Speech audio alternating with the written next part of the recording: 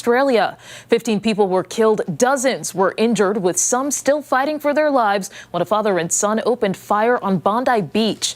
Authorities say the pair pledged their allegiance to ISIS, and 2 flags of the terrorist group, along with weapons and explosives, were found near the scene.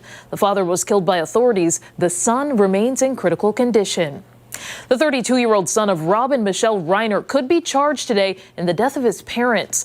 In a new statement, Los Angeles police say Nick Reiner is, quote, responsible for their death after they were found inside their Hollywood home on Sunday. Police have not said anything about a possible motive behind the killings. Another former Marcy Corrections officer charged in the beating death of Rochester area native Robert Brooks will learn his fate today. In October, David Kingsley was found guilty of murder and manslaughter charges and faces 25 years to life in prison.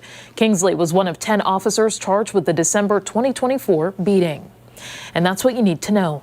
All right, Steph, thank you. All right, let's get a look at what we have brewing for the next 2 hours, starting with important safety tips for all those families getting ready to head out of town for the holidays.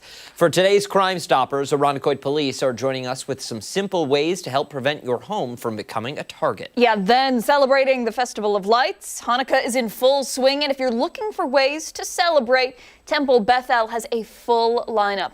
This morning, they'll join us to give us a look at the family events and how you can take part every day. And later, tax season may feel like months away, but what you can do right now can make a big difference. MMB and Co. will break down end-of-year tax planning and ways you can make the tax season less stressful as we head into 2026. Yeah, busy day on tap. Before all of that, a check of our Tuesday forecast. This morning, we are looking forward to sunshine throughout the day and some slightly warmer temperatures because everything is relative. Meteorologist Marty Snyder is here tracking it out for us. Marty? Yeah, it's going to be that gradual upward trend that we're going to see play out. Today's going to be that next step in the right direction. We're starting off with that cloud cover right now. We're going to see a couple breaks of sunshine try to return over the course of the day today. It's not going to be a totally sunny day, but I think we will see a few breaks as we head forward. And those breaks will help out temperatures a little bit, but still it's a chilly start. We're starting off with numbers mainly coming in pretty close to 20, 21 to be exact for the latest number at the airport. And the wind has been pretty consistent, so the wind chill value has been pretty consistent as well. That's holding it 11, and it's been in that range for quite some time. But temperatures today, they're really not going to move a huge amount today, but up a little bit relative to what we saw yesterday. 26 at noon. We'll be in the very lower 30s for highs. Again, a couple breaks of sunshine will make a return as we go through the day today. And then longer term, I think it'll be a much bigger change, even overnight tonight. I think that's when we'll start to see that biggest change play out. Initially, we'll be somewhere in the upper 20s during the evening, but then overnight, we'll actually rise back above freezing during that time frame. So as we start off tomorrow morning, I think we'll have temperatures above freezing by a little bit in the 30s, back to about 44 for tomorrow's high, 48 as we head into Thursday, and then temperatures slide a little bit more as we head towards Friday and the upcoming weekend. But at least over these next few days, we continue an upward trend and probably back into the 40s for highs as we head into Wednesday and Thursday afternoon. We like an upward trend. Absolutely. I feel like that's the path Arc Rochester has taken from day one. An upward trend. Upward trend. An upward trend. We really Some days kind of like this, but it's a gradual upward trend, yeah, right? it's bumpy, but it's kind of going this way. Yeah. Thank you, Marty. We appreciate it. Sure. Hey, let's go off the top and start with some of the things that have piqued our interest. That is PIQUED. We're talking about coffee. You have got, what is it called? Yeah, Dan, what is it called? I call it something else, but it's Black Sumatra. I have no something idea. or other. I don't remember what the lid said. I'm trying to picture it. It smells bad when you do smell it. That one does not smell good. I think I have ding ding ding ding ding. The winner. Sounds like it hurts. I think you need to see a doctor. It's a little itchy. This is cinnamon bun. Oh, nice. Lucky you. And you had it before. How many days left in this thing? How many more days do we have to suffer? I believe we will make it through your Friday. Oh. So just the right amount. All right. And then starting on Friday, we are getting real coffee. I don't care where we get it from, but we will no longer be drinking this swill that I keep brewing. It's bad. It's like rough. sludge, like flavored sludge. Though I will say the cinnamon bun, best one in the batch. Okay. All best right. one I don't remember in that the one, batch. but I trust you. All right.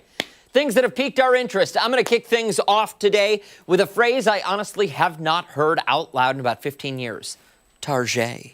Really? You haven't heard that out loud in 15 years? Target. Somebody said that. I think, no, John said it in the newsroom this morning, and I was like, huh? Target. Yeah, I remember Target. Do you remember when people used to say that? Well, they're trying to bring it back. This week, the company opened its first ever concept store in Soho. What's a concept store, you ask? Think fashion forward, curated racks, designer collaborations, elevated beauty, the whole 9 yards. It looks nothing like a big box Target store most of us know, and that's very much the point. The idea, according to the company, is to recapture that old Target magic. Affordable, yes, but also cool, trendy, aspirational. Then the place you went not just for toilet paper, but the place you went and got a jacket that you were proudly weird of. Did you ever have one? Yeah, absolutely. Yeah. I liked when Converse used to have a brand at Target. Yeah. There was a jacket, hoodie, sweater thing that I had from there. Yeah. That I literally wore every day. I feel like I can picture it. Every day. Yeah. I miss it. But here's where the questions start. Producer Ashley did make a great point when we were talking about this earlier today. Why would you want to go to Target if the selection is smaller? Target's whole appeal has been stop shopping. You go in for toothpaste, you leave with a lamp, a sweater, some dog treats, and a new pair of headphones. Yeah. A limited, curated selection kind of defeats that whole purpose, no? Yeah, you're right. Yeah. And then there's this. If you're shopping in Soho, surrounded by independent boutiques and local designers, why shop at a corporate version of a boutique instead of the real mom and pop shop, the real thing? If the vibe is what you want, it's small, it's local, it's curated, there are actual small, local, curated places right outside the door. One other big question here. Is the quality any better?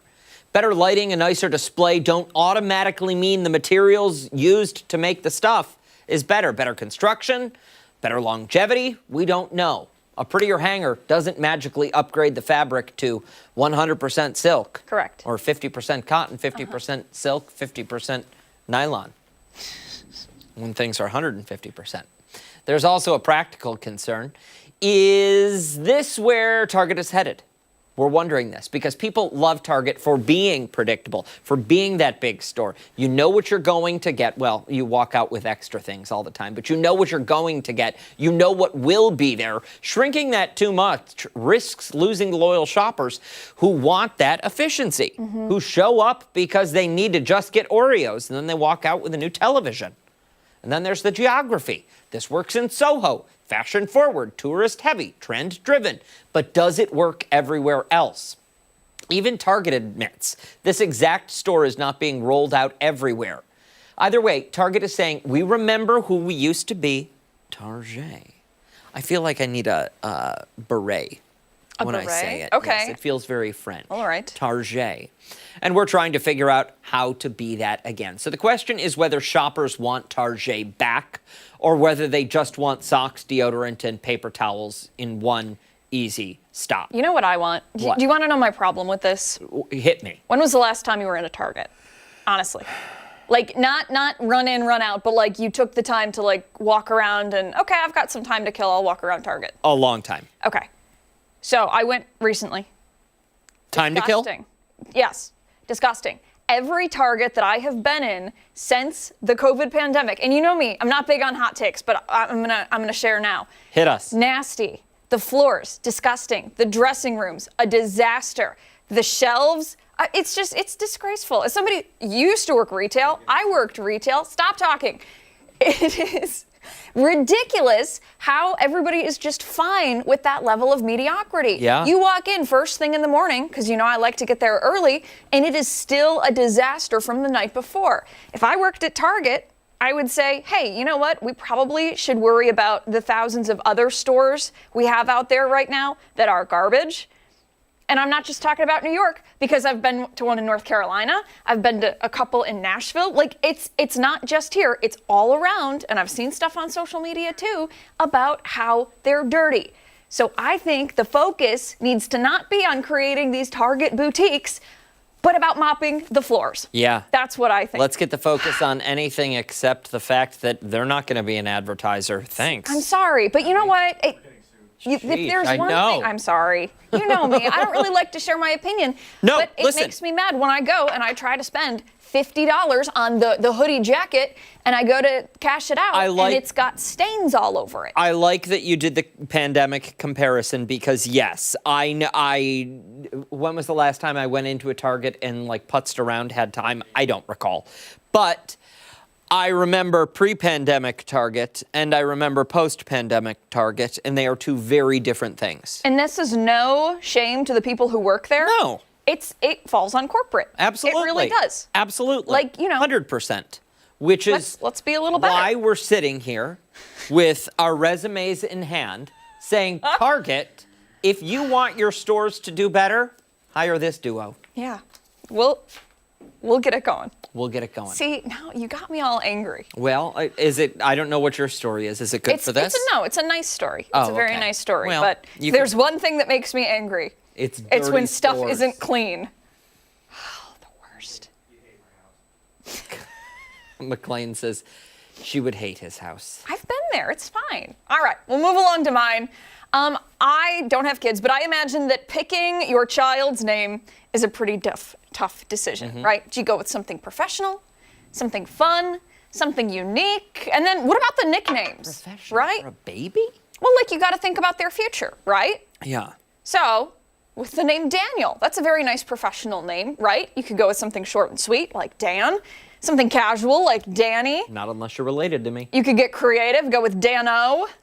Yeah. Okay, for me, my government name, Abigail. I go by Abby. Those who really know me call me Ab. My best friends call me Absinthe, which is a very long story. The point is, nicknames can be something that sticks with you for quite some time. And it can be kind of hard to shake, especially if you have one that you don't really love. The more people realize you don't like the name, the more it probably will stick around, right? Well, a Missouri woman has given her child a nickname, not because of the baby's real name or because of a character trait the baby possesses. It's based on the place the baby was born. On November 14th, Elena Grace Little Bucky Birdsong was born with 10 fingers and 10 toes in perfect health. Wait, that's the whole name? Yeah. Little Bucky is the infant's nickname simply because she was born in the parking lot of the famous gas station chain down south. Apparently, Little Bucky's parents couldn't make it to the hospital in time, so they pulled over into the parking lot and set up a makeshift delivery room from their car. And gosh, I give them a ton of credit. Yeah. I'm sure that was a really scary situation. I'm sure there were a lot of emotions swirling at the same time. Do I hope the nickname Little Bucky sticks with this girl for the rest of her life? I guess it depends on her sense of humor. Now, this is not the only case where this has happened. Another woman kind of went through a similar situation.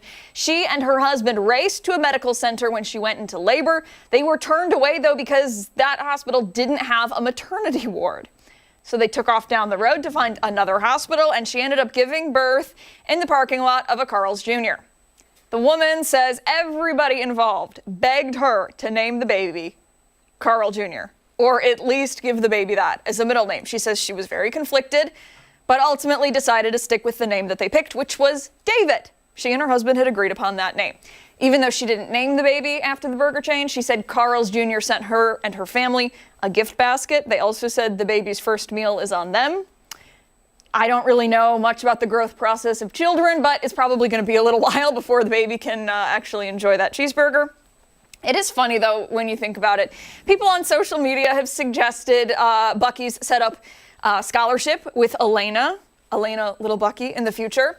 Others are predicting that her first real solid food will be beaver nuggets, which is a delicacy, also one of the sketchiest foods offered at Bucky's.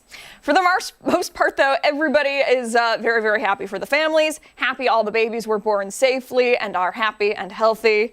But I had a good long laugh at some of these nicknames. Listen, I think, is it a little much? It might be, but only because their last name is Birdsong. And it's not on her birth certificate.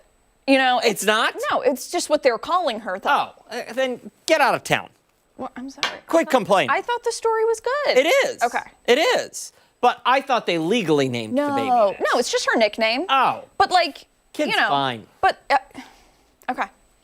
Call her Buck. Call her Little Beaver. Isn't that what Bucky is? Yes.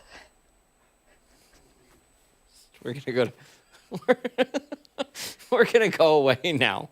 We've got a lot more to come on the other side of the break here on Arc Rochester. We're going to check in with Chris Lopez. He's live this morning out in Webster. Students are rallying to collect toys for the Pirate Toy Fund's toy drive. And don't forget, you can take us on the go wherever you are. Arc Rochester is streaming live right now on the 13th.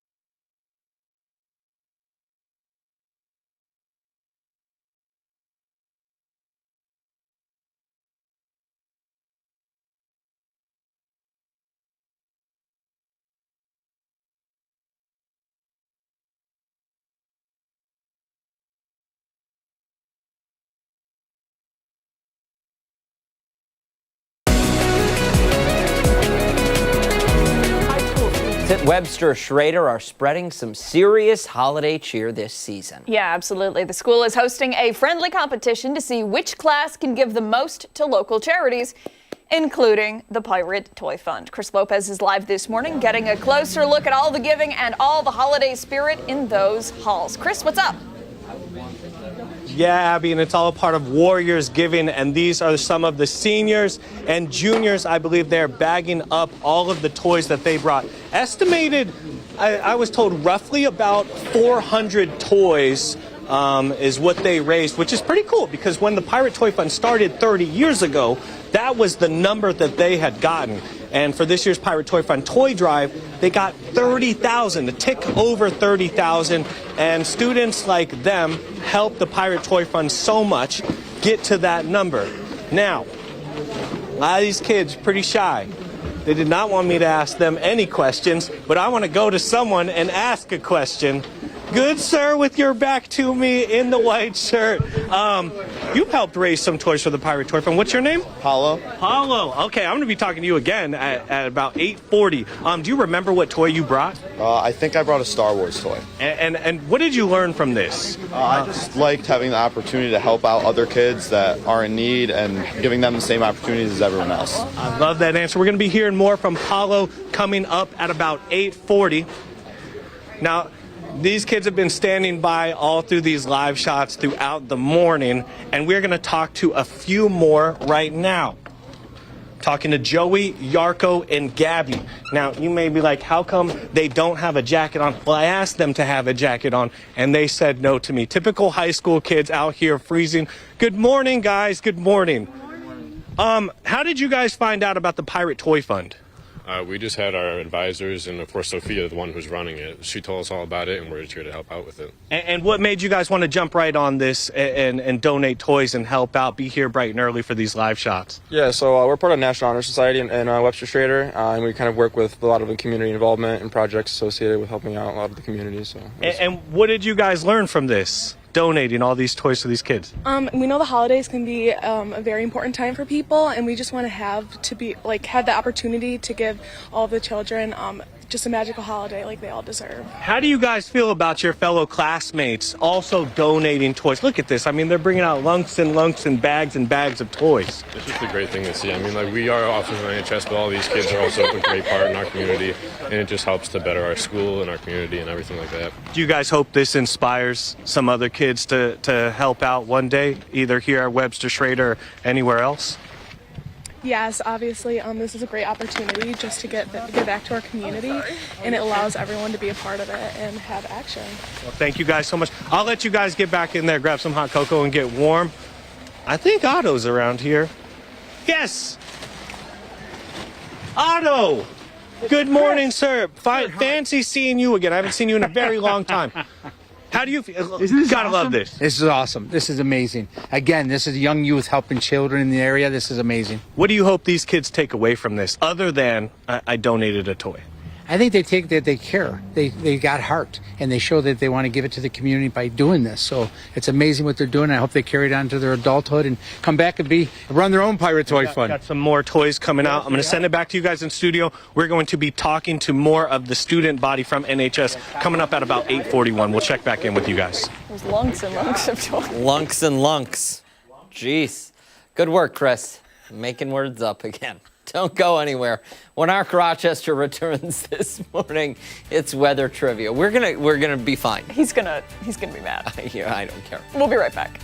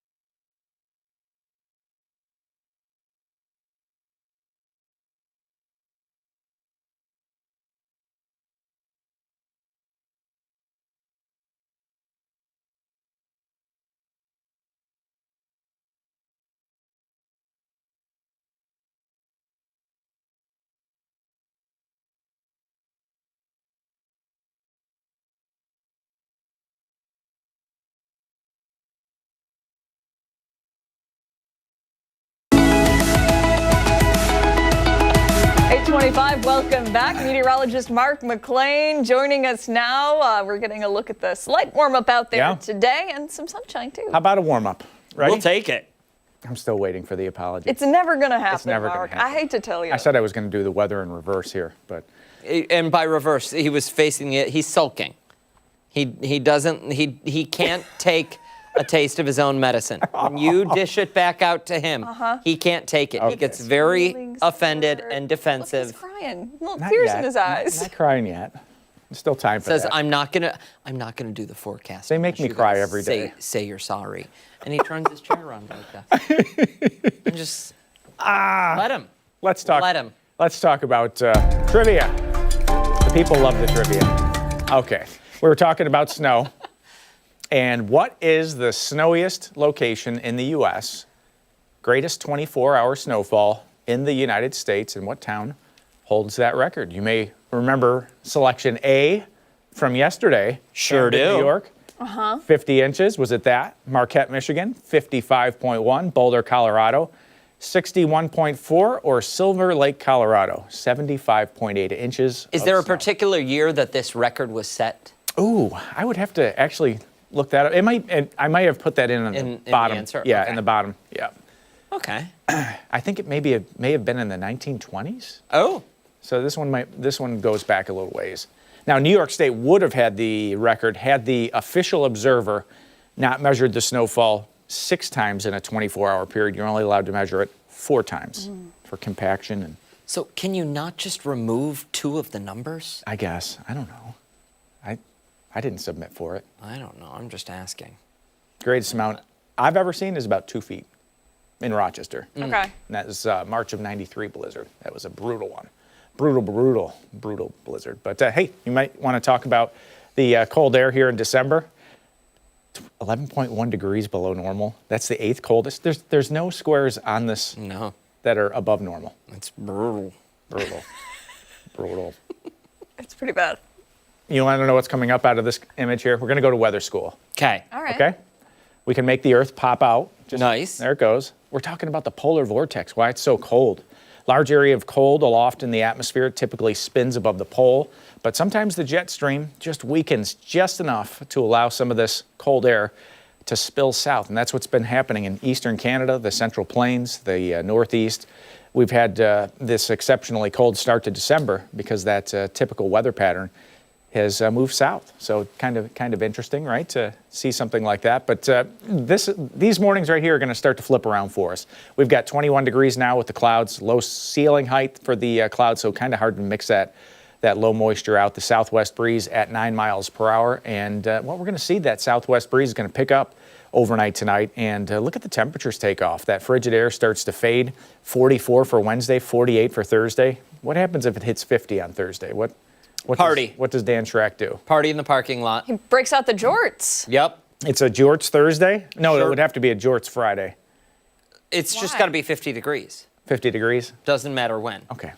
All right, we'll see how far that goes. I guess it's going to depend on how fast this snow melts, but it will turn colder into the weekend. Friday's going to be a little interesting for the morning. We do have a cold front going through, and we'll have to keep you up to speed on that. But probably this is in the back of your mind, right? White Christmas odds at this point? Inch or more on the ground Christmas Day. Yeah. What about Rochester? Historical probability, 56%. Okay, historical probability of at least a trace is in the low 70s, so in terms of a percentage. Okay, before you move on from this slide, Yep. I want your prediction. It's going to be close, and I'm going to show you why right after this, okay? We don't have any snow out there right now. We're watching back to the west of Rochester. Still not seeing any snow there. Even the bigger view, there's a weak cold front. Still not seeing any snow there. So as we move the forecast map ahead, can some of this snow last through this warm-up that we have coming into play? So that southwest breeze kicking up the temperature. Wednesday looks mainly dry, although there is that small chance of seeing a brief shower, maybe a flurry mixing in. But for Christmas, I think it's going to be cold enough by Christmas again. We'll just have to see if we time it out with some snow. So we'll see. We'll see. Okay. Temps in the 20s, though, for a lot of today, low 30s this afternoon. We'll drop back into the upper 20s tonight. And that's a deceiving low temperature because that's an kind of early evening low, and then the temperature goes up all night. It's one of those nights where you're going to walk out tomorrow morning, and it's already in the mid-30s. And we're going to end up in the mid-40s. Maybe some wind gusts between 30 and 40 miles per hour on Wednesday.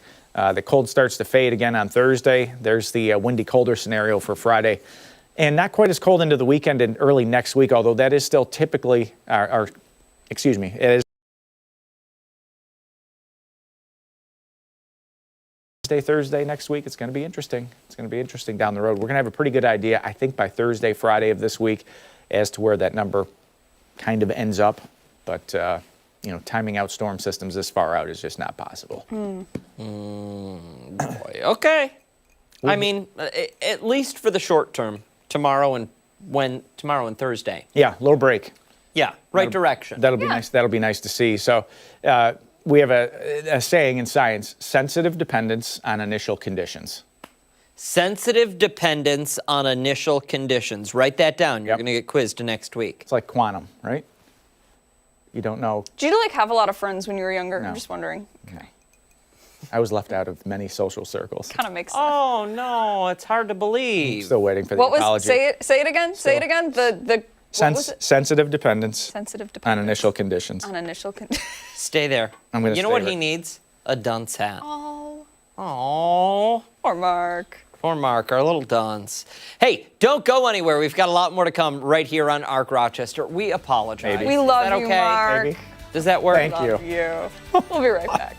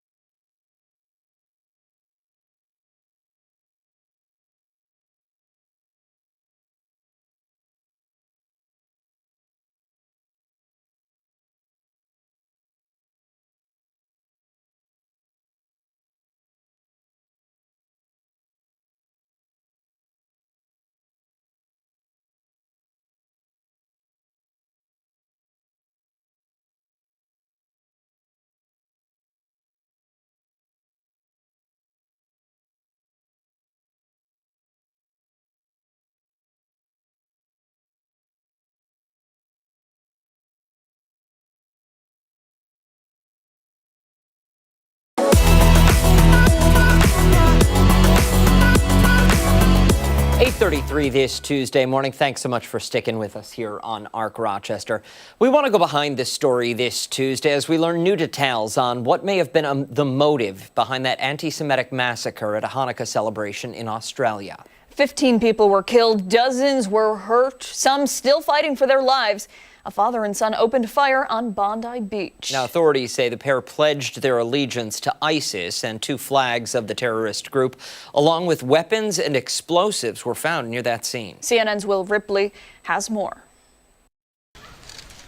As Sydney reels from a deadly terror attack at a Hanukkah celebration, video shows a Muslim bystander, Ahmed Al-Ahmed, charging into the chaos, wresting a rifle from one of the gunmen, and Australian leaders say stopping further bloodshed at enormous personal risk.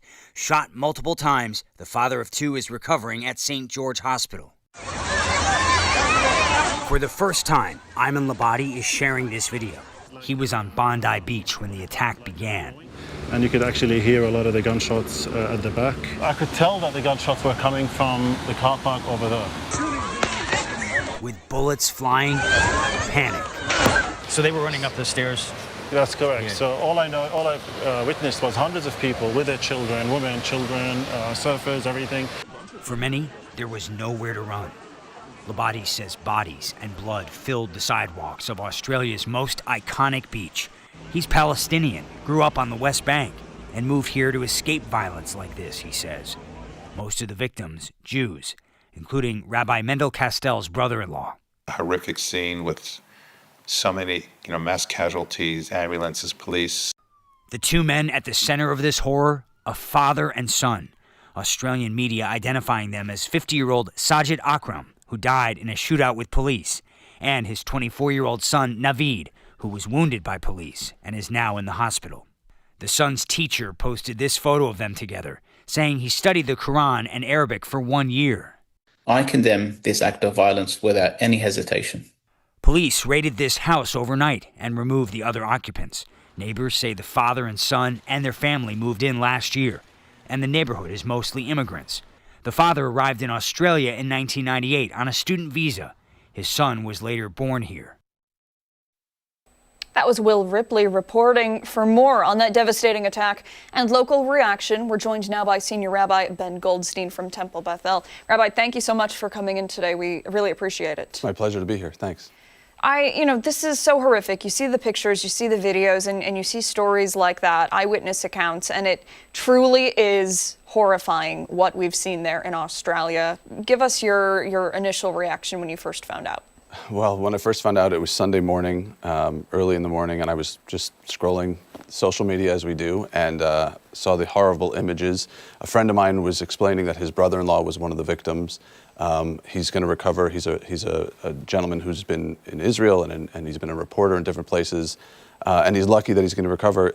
The truth is, while there are moments where it really affects me, it's become commonplace. I think it's, almost every occasion we have. We just had one in Manchester over the high holidays. Now we have one at another Jewish holiday. It's not a coincidence. Is that how many members of the Jewish faith feel at this point? Yeah, absolutely. We feel that it's another month and another attack on our people. It's that it's become normalized.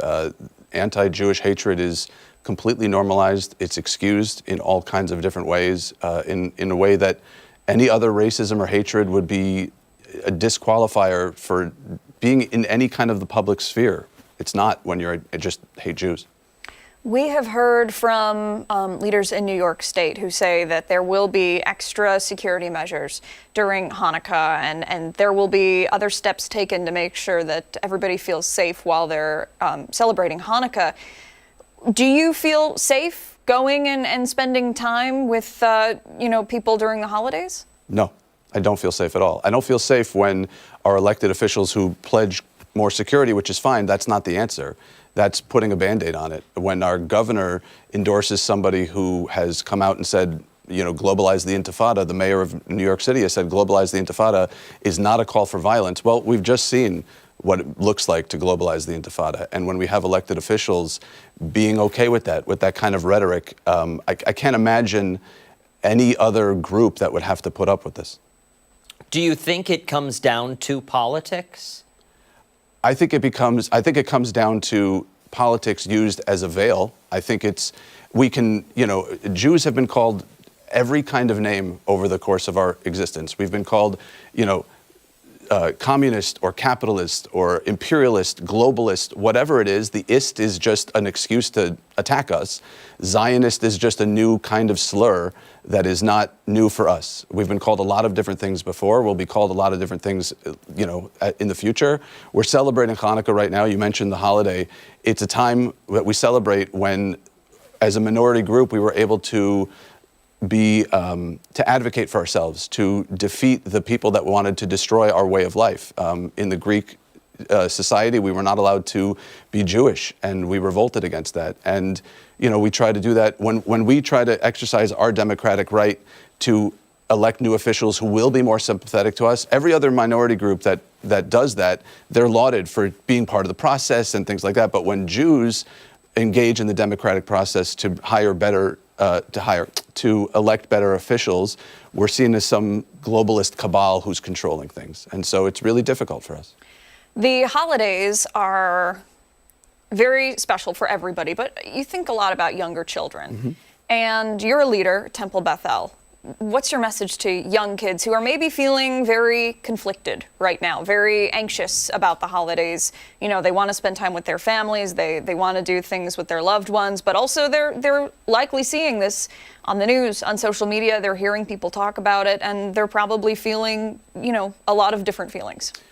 Well, it depends on the age, what I would tell the kids. I think the key message that I would tell young children who may not be able to, who I wouldn't want to expose to the real details of what's going on, is I would talk about the idea it's a festival of light. That in the darkest months that we have a festival of light, as do most cultures, right? Christmas, it's not a coincidence that Christmas is a festival of lights in the darkest time. That there's a human urge, a human need to be a light and to create light when there's darkness all around us, and that we're not going to stop doing that. That's sound advice. Sound advice. Rabbi, thank you so much for your time this My morning. pleasure. We greatly appreciate it, and we do wish you a very happy holiday season. Thank you so much.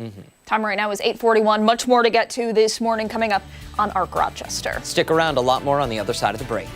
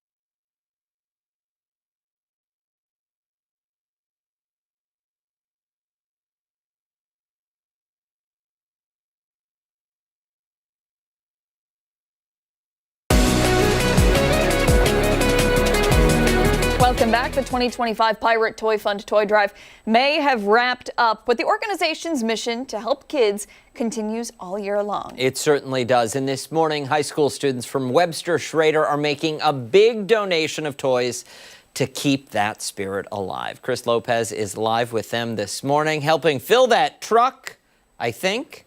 He's counting? 375, 376. Oh, please, he can't count that high. 377, 400 toys. Man, you guys messed me up. You messed my count up. I'm going to have to recount all this after the live shot. Just kidding. About 400 toys, roughly, I would say, were given by Webster from the students of Webster Schrader High School. We have a few of them standing out with some jackets, finally. Kinda. All right. Maddie, Paulo, Raul, Otto, thank you guys for being here bright and early this morning. I want to start with you. Seeing all of those toys in the van, how does it make you feel? It's awesome, dude. It's awesome. You know, even when we made our 30,000, this goes above and beyond what we've done, and it's going to go a long way with the children in Rochester. How do you guys feel about doing all of this, putting in the work for, what was it, Warriors Giving? Yeah. It feels amazing, you know, just like we're like the Santa for like the less unfortunate kids that don't get toys. So I feel like I'm giving back to the community. How did you guys feel when you got a toy when you were a kid? Do you remember that at all? Yeah, it was just always a great feeling, and just knowing there were people that cared about me. So I'd like to be able to give that feeling to other kids. That was going to be my question. I like that you answered that there. What do you think that says about, you're a senior? Are you a senior? Yes, I'm a senior. The senior class to come, everyone to pitch in like this.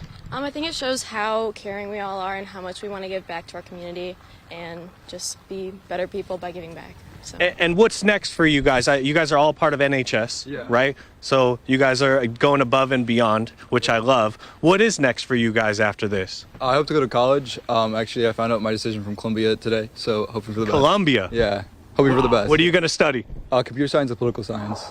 Yeah.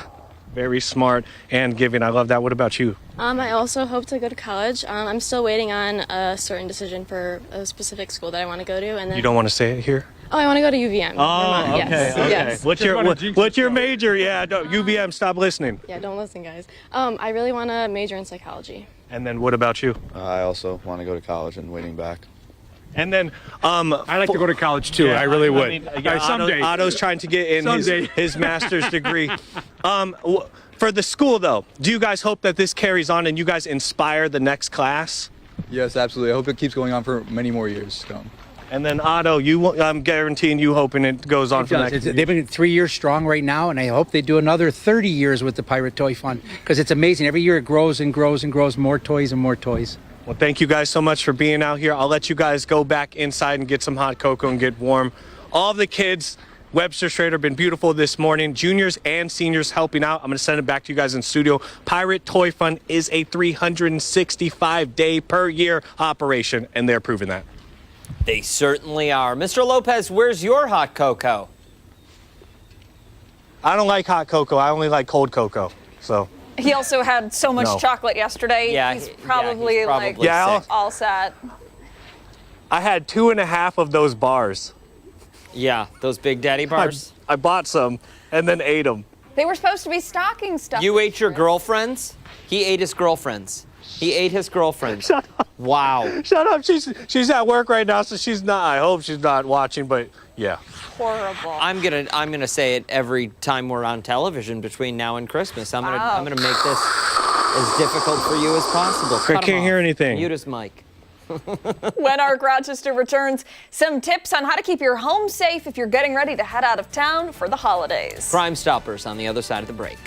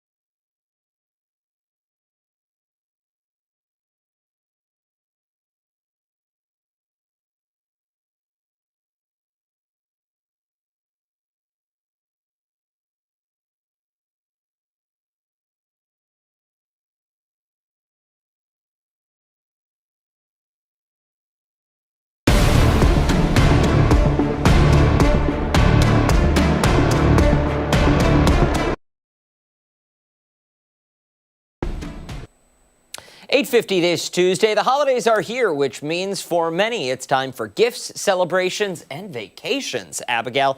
And as you get ready to head out, it's important to be mindful of protecting your home. Yeah, that's right. And there can be a lot of Grinches out there this time of year. So for this week's Crime Stoppers, we're getting some advice on how to keep your things safe. We're joined by Arundecoit Police Department's Officer Jonathan Lawton. Thank you so much for coming in today. We appreciate it. Thank you for having me. Let's get right into it. It might seem, keeping your gifts and packages safe, 101, what do people need to know? I would say, after the holiday season, after the celebration, we have all those boxes for those items. I would say break them down, cut them up, and try and fit them in as best as you can, or even repurpose them, use them as a table cover for painting projects for your kids that are at home, just so that we're not advertising what you just received, which might entice somebody to want to look inside your house. So you're saying don't put the haul of boxes out by the curb after the holiday? Yes, it might be fun to make, a castle of all of the boxes. Sure. But you're also advertising those nice items that you received from your friends and family. Absolutely. Really good point. And porch pirates, we talk about them every year. You know that those delivery drivers are working hard right now because everybody's doing their shopping online. What are some steps people can take right now to make sure that their items aren't being stolen? The nice thing you have, like with companies like Amazon, you can actually go to a specific store and have your items delivered there. I would recommend that as your highest level of safety for your items if you happen to be working a long day at work. But also, relying on your neighbors. If you know that they're home, say, hey, I'm expecting an important package. Do you mind, watching out for it, maybe picking it up for me until I get home? As far as it goes in protecting your belongings inside your home, are there any additional steps other than just locking your doors and windows at night that people should be taking? Yeah, and make sure you close your curtains up. Someone could be, walking by and seeing your holiday decorations lit up, which also light up, whatever room you're celebrating in, and you can see what items you receive. So those things to make it less enticing for someone to want to go into your house. What about, posting on social media? You kind of hear a little bit about that this time of year. Hey, I'm headed off to Hawaii to see mom and dad who live there now. Do you kind of suggest that maybe people wait till they get home to talk about that? Yeah, I would certainly, stay away from posting where you're going until after. It's always nice to celebrate and say, hey, I was with my parents, I was with my friends from college, anything like that. But wait until after you get home because you don't want to let people know that you're away. Exactly. And that the house is sitting empty. Exactly. That's good advice. As far as this is a little off topic, but as far as while we are out holiday shopping, for any of us that still do go to the stores to get the last minute gifts, do we need to be just keep it out of sight while it's in the vehicle still? Yeah, I would say, it's always safer to keep it out of sight. Keep your trunk area as clean as possible so that you can store your gifts there. Your trunk is obviously going to be your safest and, hardest for someone to see in. But, certainly bring a blanket with you and, cover it up or make it look like it's normal for you to have that blanket there instead of covering, up those gifts. Very good. Thank you so much for coming in today. We really, really do appreciate it. If somebody, is watching this and they're thinking, okay, somebody stole a bunch of my packages off my porch, is that something where they should contact you guys, or is that something where they should contact Amazon or the company directly? So I would say both. Usually Amazon has a policy with stolen packages or anything that could be lost. But also report it with, your local police agencies, because then we can know that, hey, people are out in this specific area, so maybe we can go a little heavier on patrols in that specific area. Maybe prevent it from happening to somebody else. Exactly. Thank you so much for your time this morning. We really appreciate it. Yeah, thank you for having me. Time right now is 8:55. Much more to get to this morning on ARC Rochester. We're back on the other side of the break.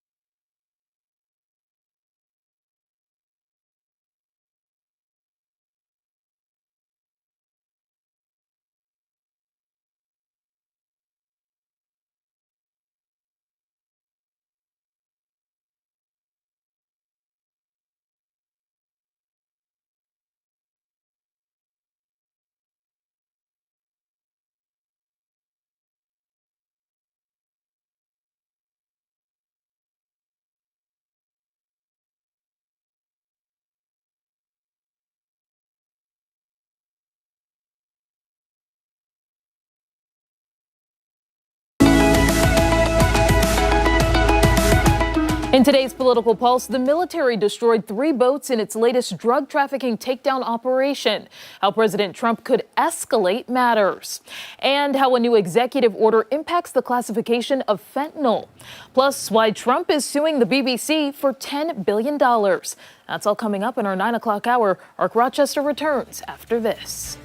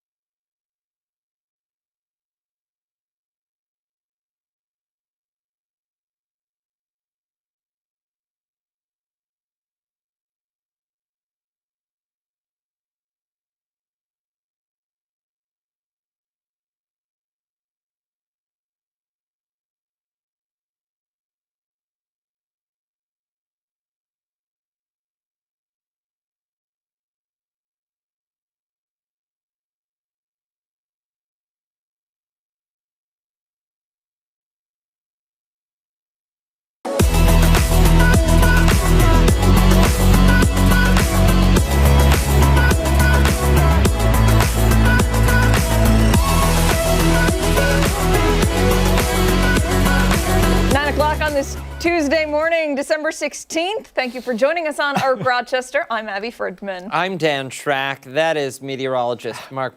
I'm surrounded by like octogenarians today.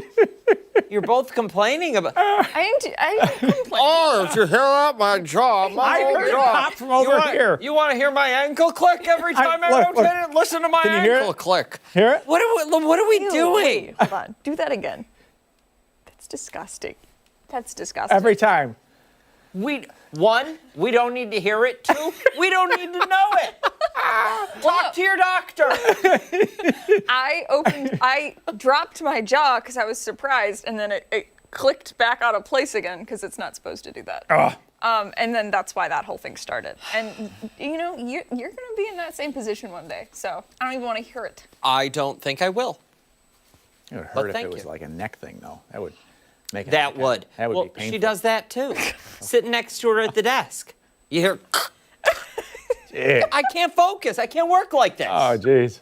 Let's just go to weather trivia. Never said anything before. We'll figure this out, folks. We're talking about snowfall on the old trivia this morning. And what is the snowiest location in the United States? This is a 24-hour snowfall record. Is it Camden, New York, 50 inches, Marquette, Michigan, 55.1, Boulder, 61.4, or Silver Lake, Colorado, 75.8? What do you say? We've got our respondents, Rod, Janet, Barb, and Lisa all went D. Barbara Which one is and Julie C. Boulder? Boulder, Colorado. Yeah, which one was that, though? Was that C? C. Yeah, Yvonne, Mary, Cheryl, Frank, and Eva and her husband are in agreement. Frank's wife went B. And do we have more? Oh, No. 2 pages worth. Some of our couples are missing today. Interesting. Maybe they're buried I am. in the snow. Yeah, well, I am. Let's go. D, Silverwood Lake. Yeah. We had a lot of You gonna people go? pick D. Yeah, why not? I'll jump How about on that that? train. Hey. How about that? All right. Can you imagine that? Good for us. Can you imagine like putting on a snowsuit, No. standing outside for 24 hours, and being buried in snow? No. It's just Sounds ridiculous. So this happened back on April 14, 15, 1921 in Silver Lake, Colorado. How do you about like that? That's crazy. Yeah. That's 6.3 feet of snow. Oh, this guy will get through the snow. That's Snoopy. Snoopy's a Bills fan. Look at him. Snoopy has the best name ever and the best jersey ever. Go Yeah. Bills. Whose jersey is it? Well, it's a Bills jersey. Oh, It's just a Bills jersey. is it a double zero? Yeah, it is. I'm not sure. Is that a player? I don't know No. if they've ever had a double zero. They've had 0. That's Coleman, right? Yeah, Keon is. Keon is zero. Coleman? Yep. Look, I knew the first name. How do you like You that? did. That's impressive. You're You're learning. supposed to congratulate me. You're learning the You were mean to sprats. me, so you get nothing. All right. Today and tomorrow we're in pretty good shape for the old walk. Thursday, Friday, into Friday especially, we'll have to watch that morning. We've got some rain showers changing over to some wet snow. And speaking of snow, you're probably wondering about Christmas next week.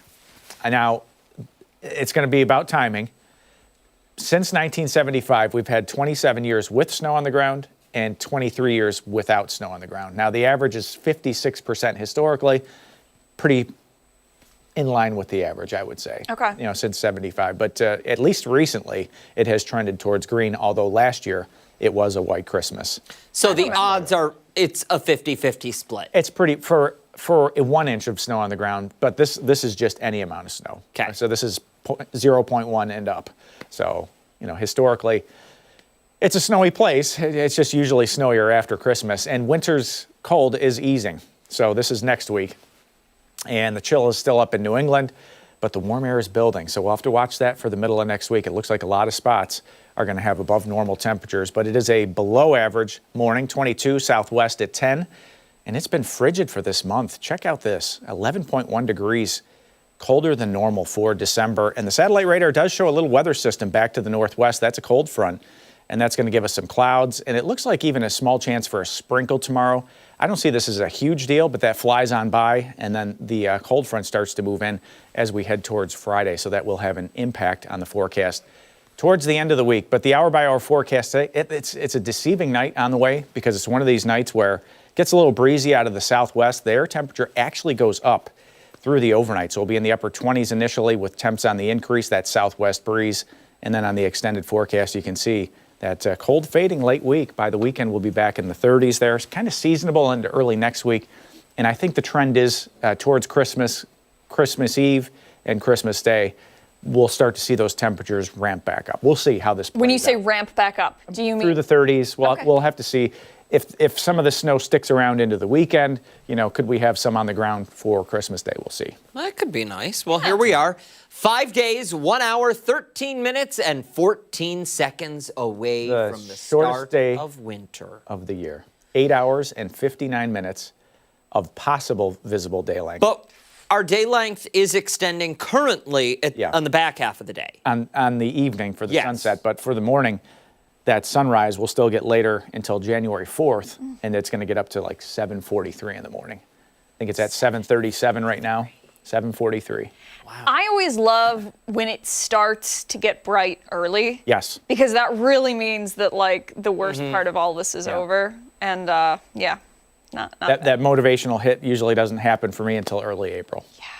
Yeah, mine usually arrives June, July, right around there. Shake it off then? Yeah, exactly. Sleep off the hibernation. Yep. All right, McLean, thank you. Yeah. We appreciate it, my You got friend. Much more to get to this morning on Arc Rochester. When we come back, a special look at some of the local Hanukkah events happening this week. And don't forget, you can take us on the go wherever you are. Arc Rochester is streaming live right now on the 13 Wham YouTube channel and foxrochester.com. Stick around. We're back on the other side of the break.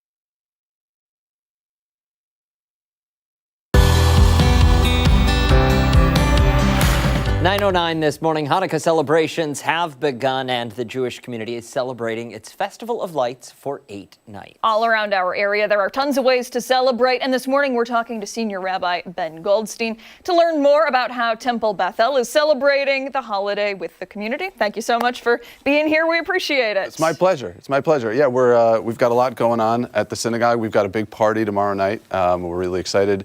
There's a party happening at the JCC tonight.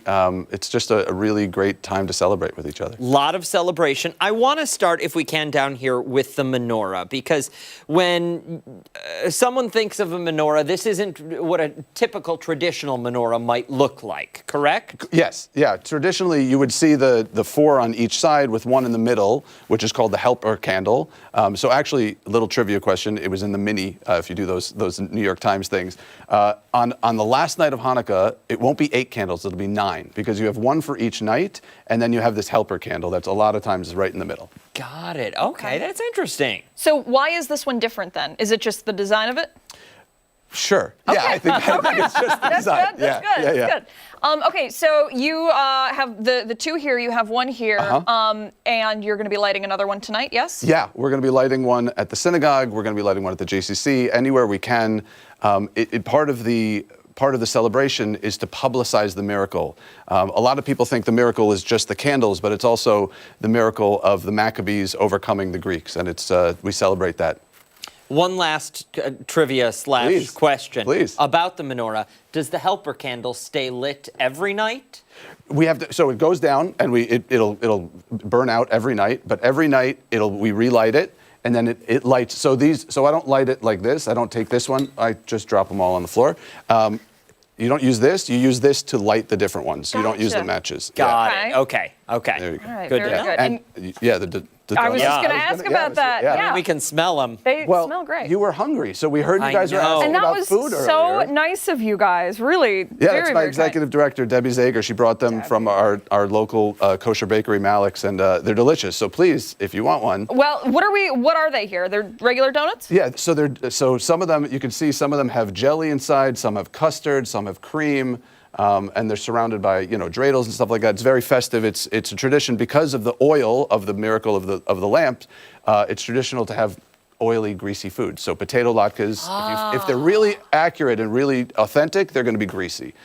These are fried as well, so that's why we have jelly donuts. And can you have the potatoes year-round? You don't have to just have them.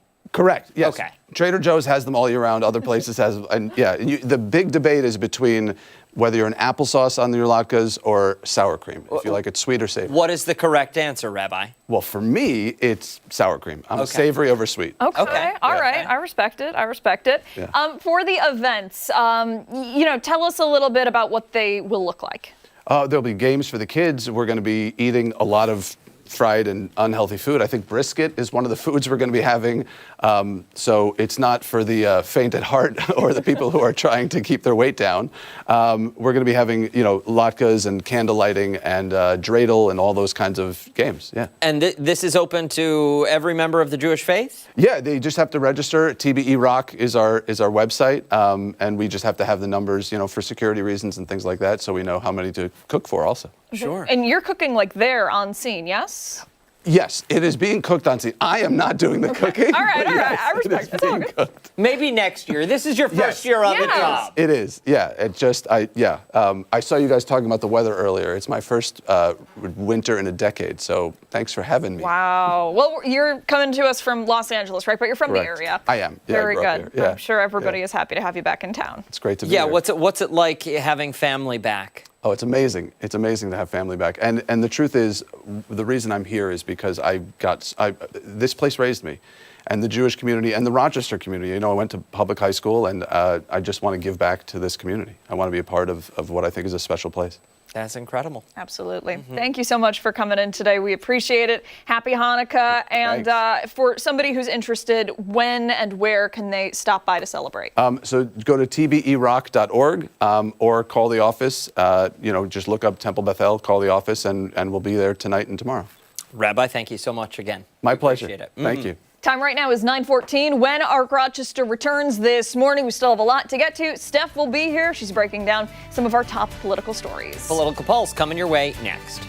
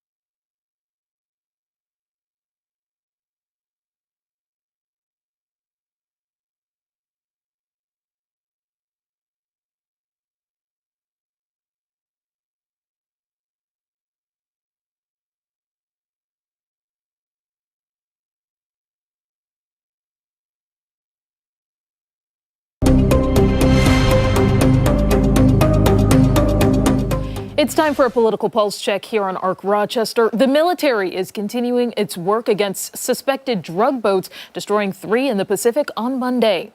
The strikes killed 8 people as part of Operation Southern Spear, which targets vessels believed to be moving narcotics. At least 95 people have been killed in these targeted strikes since September. Drugs coming in by sea are down 94%. And we're trying to figure out who the other 6% are. But they're down 94%, and we're going to start hitting them on land, which is a lot easier to do, frankly. Also from the White House, President Trump has signed a new executive order targeting fentanyl. The drug is now being classified as a weapon of mass destruction. The White House calling it a, quote, chemical weapon. In a release online, Trump ordered the Attorney General Pam Bondi to prosecute anyone connected to fentanyl trafficking. He also wants his administration to pursue any groups involved in the creation, sale, and distribution of it. I am taking one more step to protect Americans from the scourge of deadly fentanyl flooding into our country. With this historic executive order I will sign today, we're formally classifying fentanyl as a weapon of mass destruction. The British Broadcasting Company is being sued by the president over defamation, and he's asking for $10 billion. This stems from his January 6th speech. President Trump claims the network edited his comments to make it look like he was inciting violence. The BBC actually apologized last month. Trump wants the case to go to a jury. Experts say he's unlikely to win, though, as he has to prove the BBC knowingly and intentionally published false information. Well, there's a new bipartisan congressional effort to address health care costs. Democrats want a 3-year extension on Obamacare subsidies set to expire by the end of the year. That's also when Congress is on recess. The Congressional Budget Office says 2 million people will become uninsured and premiums will rise. A bipartisan group of House lawmakers wants to extend the subsidies with defined income caps and implement some new fraud prevention methods. Some senators are also said to be considering a path forward. House Republicans, though, are proposing a plan that avoids an extension on subsidies, hoping to put it to a vote this week. They instead want to expand availability of association health plans and give funds for cost-sharing efforts to reduce premiums. GOP lawmakers want to give that money directly to people. It's hundreds of dollars a month for many Americans throughout the country. We have to do right by those people. The Republican legislation that will be on the floor this week does nothing to keep health care affordable for everyday Americans, and they know it. Turning now to President Trump facing heat for comments he made about Rob Reiner after he and his wife were found dead. This recent post on Truth Social is at the center of the controversy. Take a look here. In it, he calls Rob Reiner a, quote, tortured and struggling but once very talented movie director, end quote. President Trump then says their deaths were, quote, reportedly due to anger he caused others from a disease he invented called Trump derangement syndrome. Now, Reiner and his wife, Michelle, were found dead on Sunday from apparent stab wounds. Their son, Nick, has been arrested on suspicion of their murder. Yesterday, Trump told reporters he stands by his comments. Well, I wasn't a fan of his at all. He was a deranged person as far as Trump is concerned. He said he knew it was false. In fact, it's the exact opposite, that I was a friend of Russia, controlled by Russia. You know, it was the Russia hoax. He was one of the people behind it. Some lawmakers are criticizing Trump for the remarks, saying they were made in poor taste. Members of his own party are also calling out those comments. A wise man once said nothing. Why? Because he's a wise man. I think President Trump should have said nothing. I think when the president says these sorts of things, it detracts from his policy achievements. And be sure to stay with ARC Rochester for your top political headlines. We are back after this.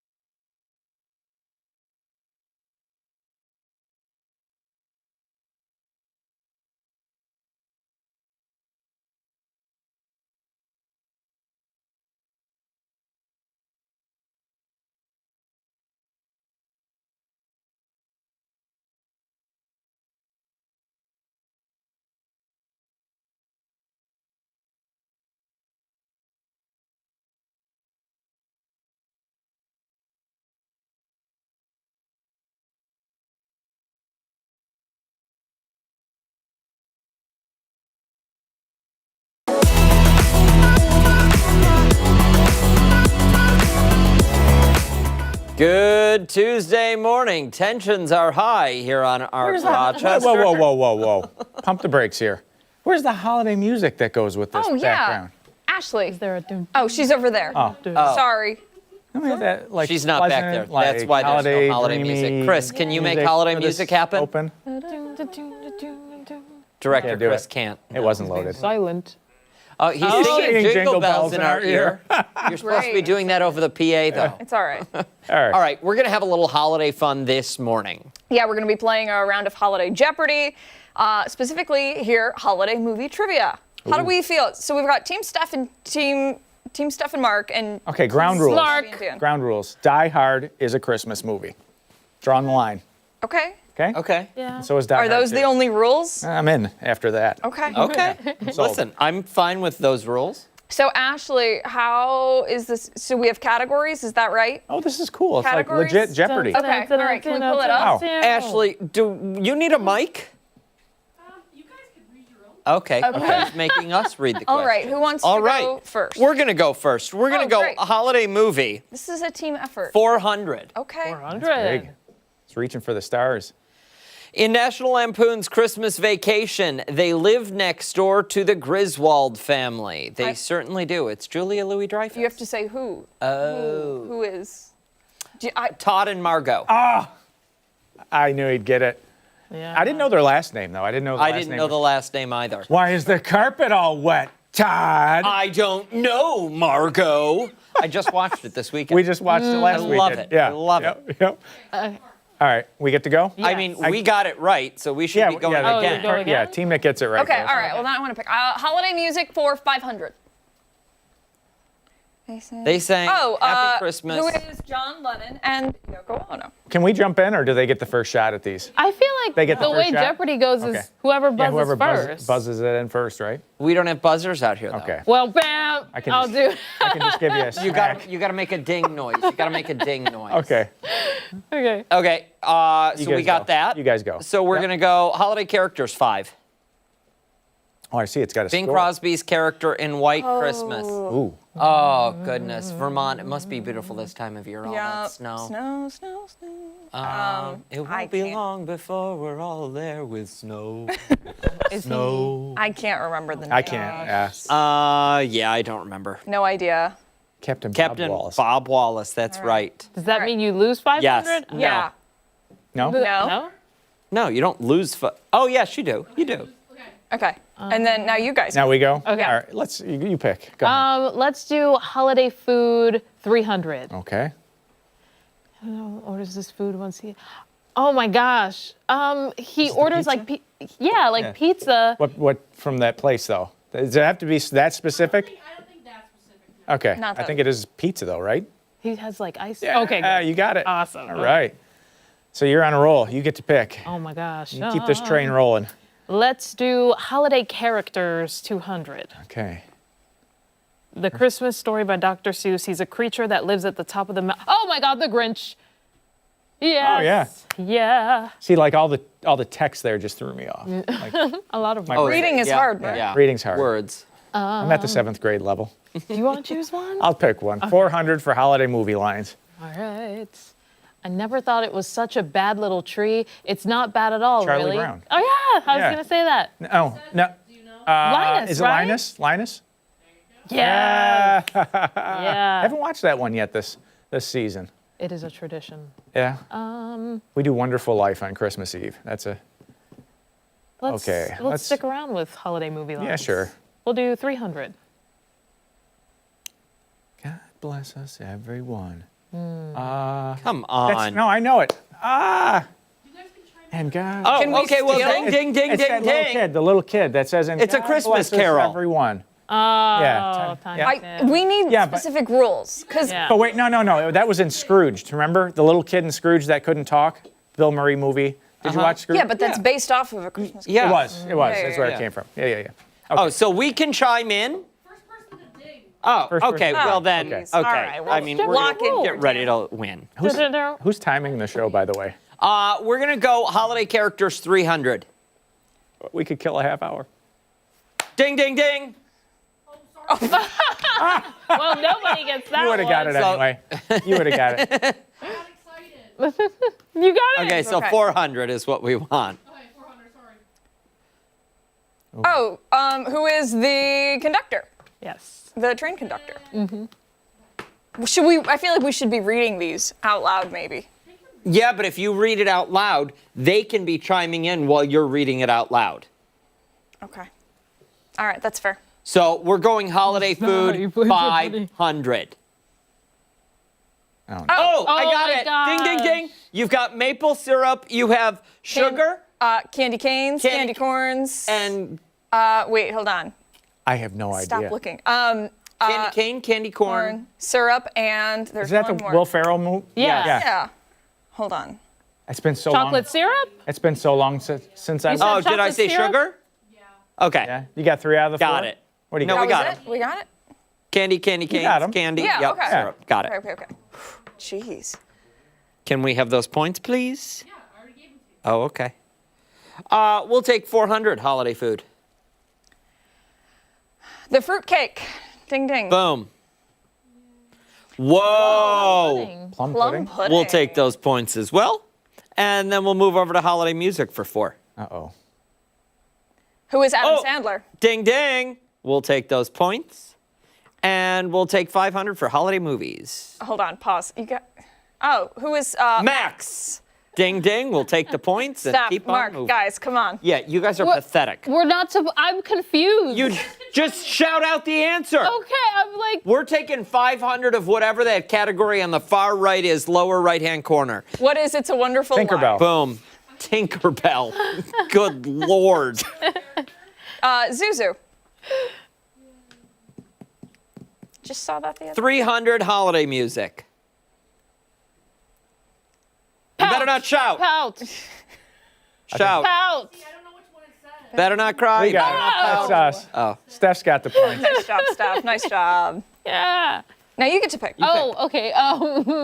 Holiday They're so food used to losing. for 200. Oh. Christmas dinner. Here. Chinese restaurant. I got it. Mark's got it. 200 for music. Elvis. Elvis. I got it. Yeah. Yeah, I'm gonna. 100 for music. Oh, his hat. His top hat. Is it? Oh, it's the hat. Really? What brings so loud What in my brings ear. Dan Strack's voice up every day? That's what we should have a Sorry. category on. They heard you Indoor in voice. Pittsburgh. Dan's voice is Indoor actually voice. what melts from. 300 holiday movies. Oh, I don't know. Oh, it's the Jack in the Box. Yes. Yep. And we'll take Watched this in 200. Gym class, surprisingly. Oh, it's not. Marv. Wet Bandits. Okay. Yeah. Yeah. 100 for holiday movie. A Red Ryder BB gun. Oh my god. Oh my God. Neither get the tie, point. yeah. That was a Right. tie. Oh, okay. All right. Oh, if you can, go for it. We'll take holiday food 100. Cat. Jello mold. Jello mold, but it's a cat. Okay. I don't. Yeah. Yeah. Yeah, Remember we'll the both cat? take They points. eat the cat. No, No, it's they. in a box. She boxes the cat need to in watch the this Jello movie. mold box, You need to watch this movie. I'm all right. and she puts cat food in the Jello mold. 100 for characters. 100. There's a lot of national lampoons. Uncle. No, Yeah, it's he Uncle. plays cousin. Cousin It's Eddie. Cousin Eddie. That's Yeah. it. Yeah. 200. Yeah. The best red bread Christmas cheer. Elf. It's Elf. A lot of elf in this. Yeah. Elf. I didn't- It's Buddy the I don't Elf. think I've ever watched that movie. You've Good never portion seen of it. Elf? I don't think never so. finished Mark, it. you seem like the. Fragile, it must be Italian, my fancy leg for a Christmas story. I'll tell you why I said that, because I couldn't remember the name of the movie, and I was hoping by the time I was finished saying Fragile, it would come, and it did. I could see the broken form of it just Right? collapsing down after he pasted it all Who back won, together. though? Hey, big shock. Big shock. Dream team right here. Your winners are here, and we're going to be here on the other side of the break, because we've got a lot more coming up, including when we come back, we're getting some year-end tax advice with MMB & Co. Yeah, and don't forget, watch these winners on the go wherever you are. I love it. We're streaming on the 13 Ram YouTube channel at foxrochester.com. We'll be right back.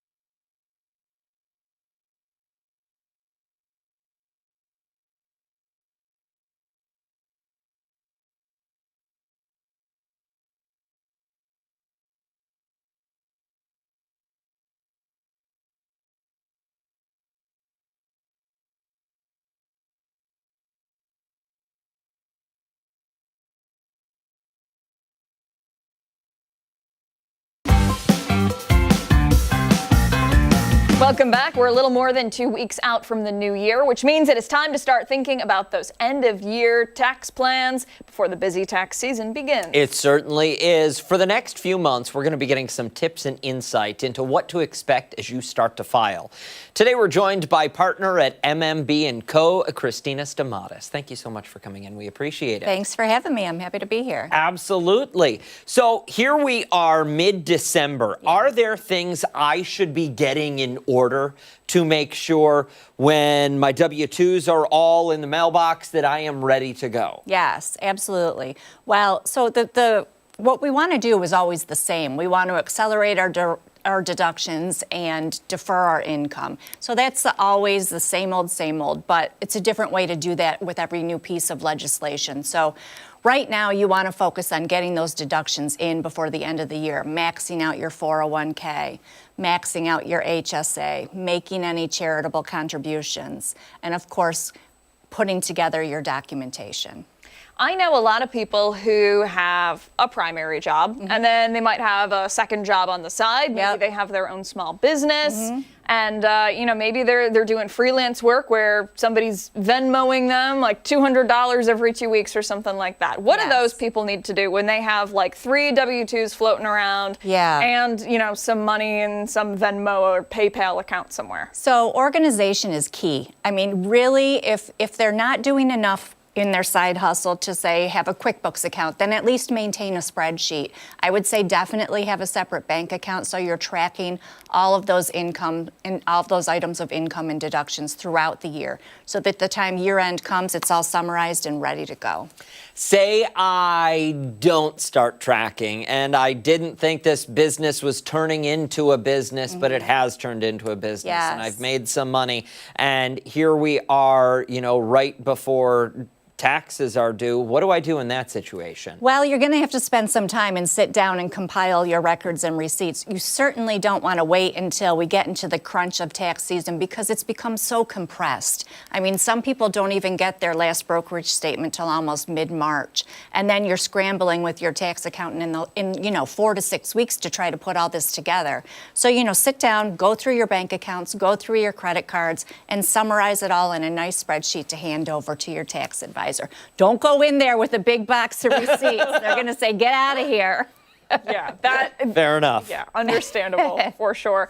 I imagine that there are a lot of rules when it comes to taxes. You were just talking a little bit about all the different pieces of legislation and all the changes and so on and so forth. There may be some people who have said, I filed my taxes last year. I, don't really need to look anything over. I'll just do it the same way I've always done it.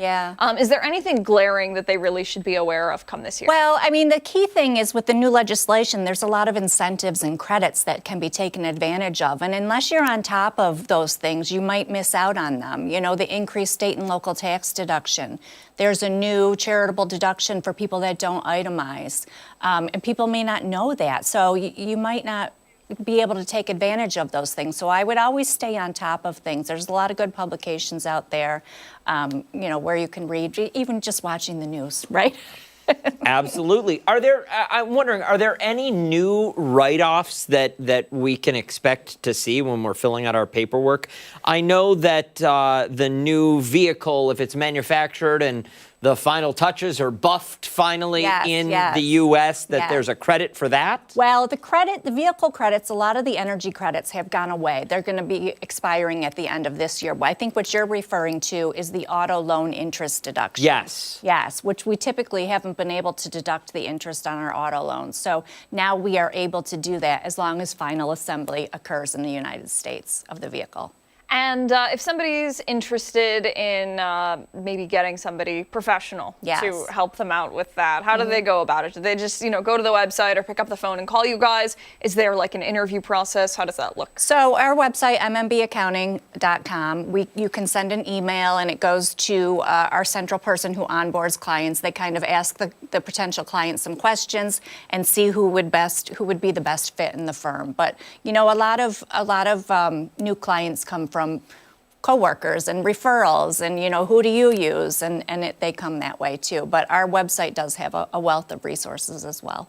Perfect. Thank you so much for coming in and for Thanks the for useful having me. information. We appreciate it. On your way out, there's 2 shoe boxes full of receipts on my desk. If you can Okay, pick I'll be those up, sure to leave Would those. appreciate it. Thank you again. Thank you. Stick around when we come back. We're getting a look at some of the stories that have people talking on this Tuesday morning. Trending now on the other side of the break.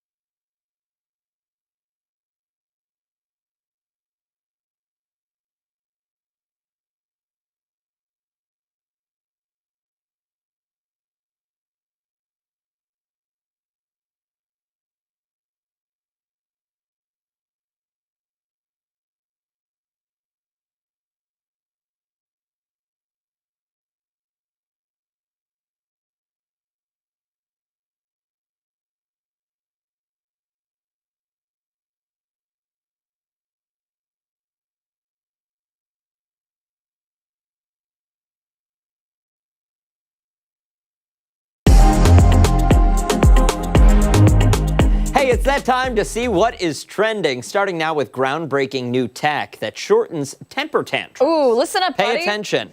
It's never me. The Mayo Clinic has developed a smartwatch system that can alert parents to an incoming temper tantrum so they can stop them before they happen. Parents or coworkers. Parents or coworkers. In a recent study, children ages 3 to 7 wore a smartwatch to gather data on physiological stress signals such as increased heart rate and changes in movement. These signals were sent to an AI-enabled app on the parents' phones, alerting them to connect with their child. Researchers found that the alerts helped parents intervene within 4 seconds and shorten severe tantrums by an average of 11 minutes. More studies in larger populations are currently underway. However, this system could become marketable in the coming years. Now, scientists say that everyday smart devices can help improve care and even lead to a decrease in anxiety, depression, or behavioral disorders within children. People on social media are hopeful this could be something that adults could use on themselves or even their partners to help reduce panic attacks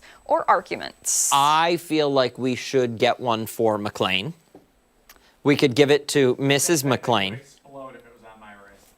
It probably would. But Mark has some anger issues that should be addressed. Wow. He's got a lot of big feelings. He does have big feelings. You just gotta, Yeah. let him out. Don't bottle them up, my friend. Don't bottle them up.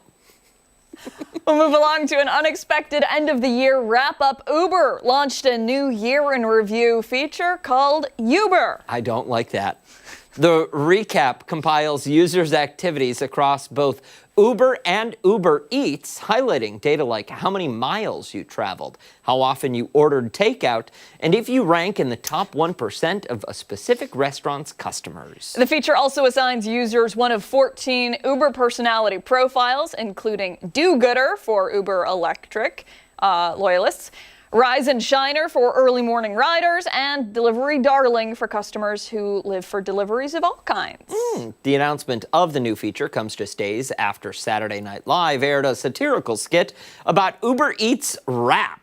The skit joked about the horrors of discovering just how much money you've actually spent on takeout, how popular you are with certain restaurants, or even an Uber Eats age. It's unclear if SNL knew about Uber's plans before its spoof. To access Uber's feature, look for the Uber banner in your app. Do you have? I have Uber. Ashley, do we have time? I want to see if I have. Plenty of time. Okay, we have plenty of time. I do not use Uber Eats, so this does not apply to me. I opened Uber Eats and I don't see anything. I don't see. Do you need to update the app? Uber. Okay. No, I do not. How often do you order from Uber Eats? I would say bi-weekly. Okay. Oh, so you definitely should have one. I got nothing here. Do I have a? Go on your account, like your account profile, and see if it's at the top. Oh, you're verified. I'm verified? You have a blue check mark. Try to update the app. Go to the App Store and see if it's Okay. updated. I'm sorry, I'm on your phone. Stay out of my photos. I'm sorry. I just went to the Do you know how many ways that could have gone? Uber. I don't want to see the Uber.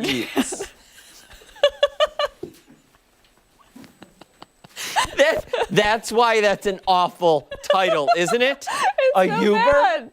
It's really bad. Get that Uber away.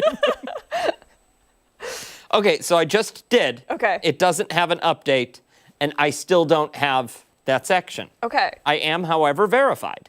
Amazing. Yeah, Ashley, I don't have this. Can you reach out to Uber? I mean, you could. It's your account. Yeah, but you're a producer. All right, let's move along. If you are looking for love, why not make AI your wingman? Okay, so a new matchmaking startup called Keeper is going viral for being the first service to find you love with AI. According to the company, online dating is broken, and AI has gotten so smart that there's a way for it to help you find your soulmate. Those wanting to use the service fill out an application consisting of complex and personal questions like test scores, career goals, salary, net worth, relationship philosophy, and how do you see love essay question set. Matching then happens in layers, first with more traditional fleeting, like age range and location. Then trained AI, along with input from Stanford evolutionary scientists, sifts through the top candidates to figure out who would be a good long-term match. Throughout the process, the AI keeps the user in the loop. What are you looking for? I don't know. What Her are you- face kind of looks like mine. Oh. I didn't really like that. Keeping users in the loop, asking them for their opinions and final say. The service, founded in 2022, raised nearly $4 million last year, and according to the company, there have been more than 1.5 million signups, and about 300,000 people have gone all the way through to full accounts. Wait, Dan, you might not want to sign up yet. Oh, really? Okay. The service is free for women. However, the service requires men to pay if they do find love and get married. What are the odds of that happening? According to the company, men must pay a $50,000 marriage bounty if the service helps them find a wife. Okay, well, I'm not looking for a wife. On top of that,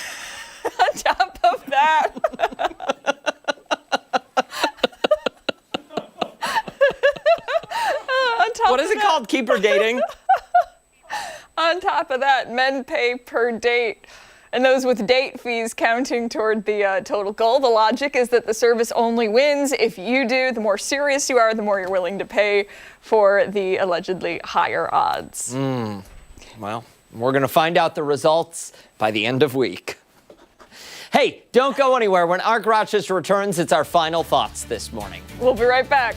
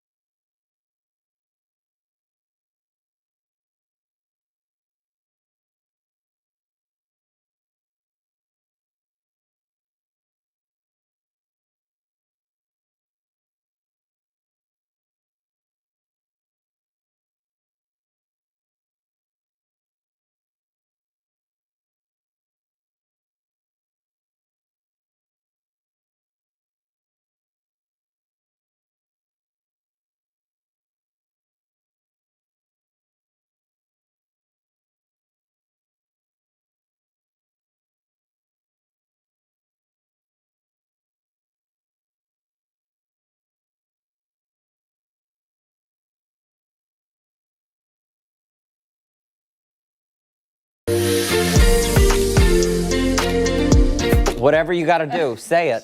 Time for our final thoughts. Yeah. Do you guys remember the time Yeah. that Dan signed up for Match.com? Oh, yeah. And Match.com told Shot me him down. that there were no suitable people on this continent. For Dan. I think it's good to have standards, very important. Yeah. Stick to your values. Absolutely. So, However, yeah. there might be room somewhere. There was wiggle room. As soon as I moved over to Europe and started looking, I found people. Yeah. Okay. So just circling back to the conversation, what exactly were you looking for on the app? For Match.com? For Keeper? Yeah. Huh? Huh? I'm confused as to what. We're confused too. That took me a minute. You should just say these things to me. And I can make it funny. Yeah. You give them the task of being funny. I thought it was... It's like watching paint dry. Oh, my. It's more Been entertaining. stabbing me all morning. Oh, we That's have nothing not. We have not. Nothing new. I know. Feel bad for me, This will guy, you? I woke up at 7:45. Feel bad It gets for me. later every day. It gets 15 minutes later every day. I don't Soon I'll be start work waking up until in my suit. 9:30. Feel bad for me. I'm Mark McClain. That does it for us here on Art Rochester. no Make sure to rebuttal. wake up with us again tomorrow morning starting at 4:57 over on the other channel. We're on 13 Wham ABC. That's it. Join Steph and Mark there later today for 13 Wham News at midday. See ya. Bye.